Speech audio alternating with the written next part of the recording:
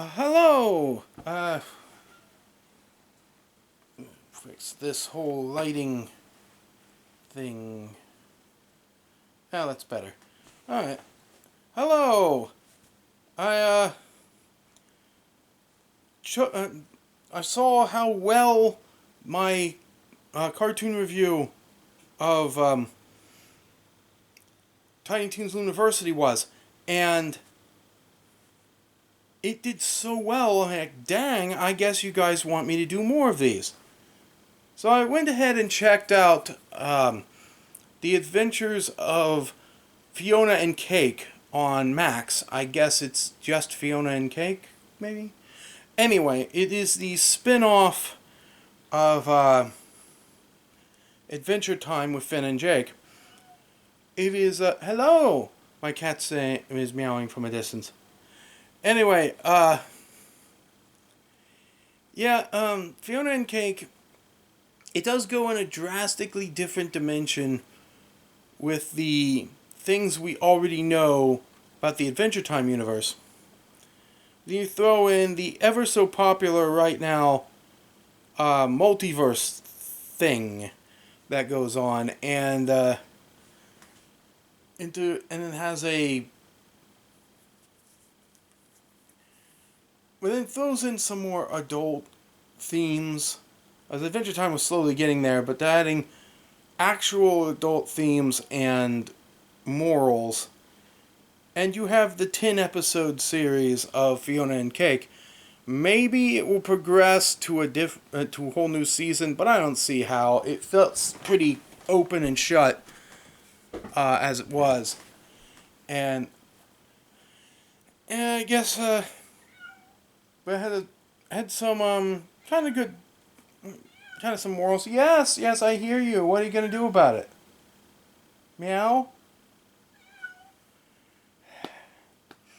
Well, come on. Come on. Meow. I don't know. Maybe she'll do something, maybe she won't. But, anyway. Morals. It all depends on which character you follow. If you're following Simon Petrikov, who was the Ice King in the original Adventure Time, and it's that Simon Petrikov, then the moral is about learning to eventually let things go. What? Okay, hi. It's better than you being all the way in the distance and just meowing. Yeah, you just hang out. Or get up on the table where the camera is, whatever. Can you stop with that? Seriously. Stop with that. Stop with that. Come see Daddy.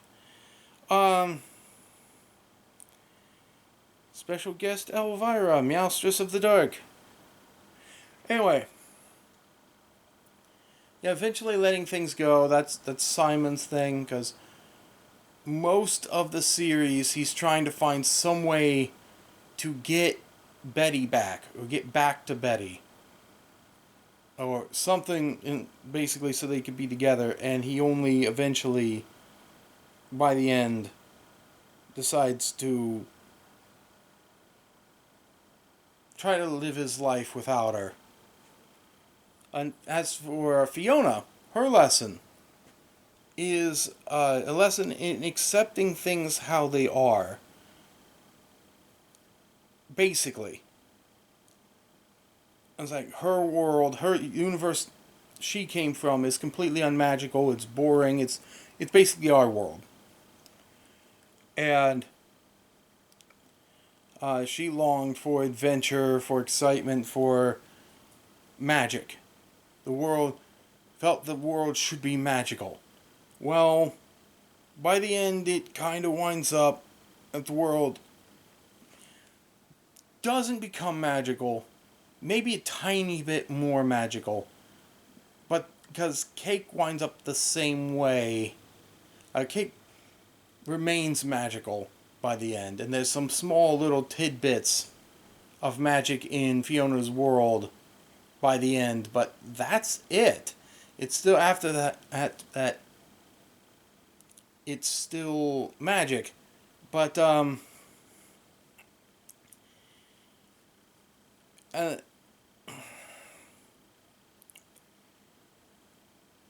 but it's not, it's still mostly mundane. And by the end of her adventures, Fiona was like, "That's okay. I actually think I'm ready for the more mundane again." And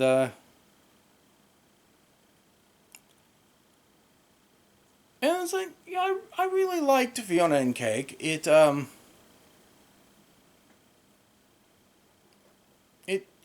it wraps up loose ends that were not settled in the Adventure Time run, and it also had a good overarching story anyway, and I do recommend it. It is, I won't say free on Max, but if you bought the HBO Max, if you bought the Max subscription, then, you know, there you go. You got access to it entirely. And,